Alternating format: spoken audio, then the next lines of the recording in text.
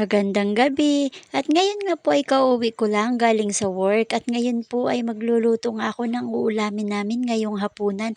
At ang nabili ko ngang uulamin namin ay pansit na Mickey. Hindi na nga ako nakapag-video kanina dun sa binilhan ko kasi gabi na.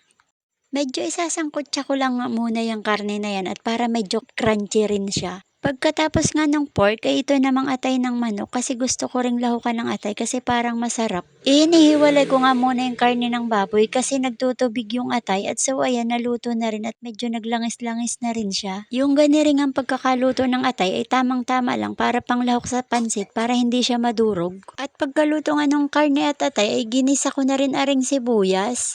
Hindi ko rin naman yan patatagalin at isusunod ko na ang bawang para hindi naman siya masunog.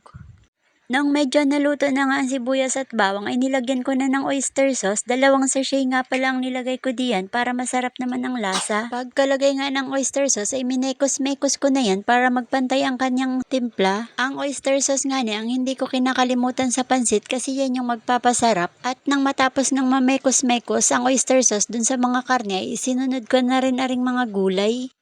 Hindi ko rin naman yan patatagalin ng luto para naman medyo crunchy siya. Mas masarap kasi yung ganun sa pansit kaysa naman dun sa nalalata yung mga gulay. At sa pagkakataon ng iri ay nilagyan ko na rin siya ng seasoning. Ang flavor nga pala niyan ay chili, tinesting ko lang. Dahil gusto ko makatikim ng spicy pansit at ang gagamitin ko nga palang pansit ngayon ay yung pansit Mickey.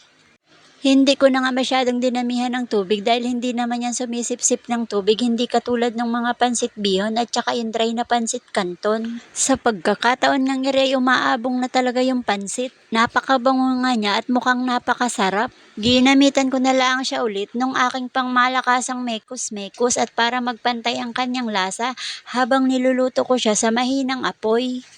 At inyo ngang nakikita na panay-panay ang aking pagmimekos-mekos dyan para hindi dumikit sa kawali. Kasi malagkit yung pansit Mickey ay didikit siya sa kawali lalo't kakaunti ang aking sabaw. At ang gusto ko naman sa pagluluto ng ganyang pansit ay talagang yung walang sabaw, yung tama lang. At sa tingin ko naman sa pagkakaluto ko na rin pansit ay talaga namang panlaban na dun sa mga nabibili natin sa restaurant. At pagkatapos nga ning maluto ay talagang sinandok na rin agad dahil gutom na kami. At heto nga at ihahayin na namin sa mesa. Ito nga lang pansit ay katalo na ang aming hapunan. Hiringan pong niluto kong pansit na iri ay 1/2 kilo lamang pero sobrang dami nung naluto. Dahil pampadami rin sa kanya yung lahok ng mga gulay-gulay. At sa pagkakataon ng iri, ako'y takam-takam na at siguradong mabubusog na kami din eh. At nung natikman ko nga iring niluto kong pansit ay talaga namang nagpapasarap pala talaga yung seasoning na may chili flavor. Kagat na kagat yung anghang niya. So yun lang po for today's video. Maraming salamat po sa inyong panunood. Please like, follow, and share po hanggang sa susunod na video po. Bye-bye!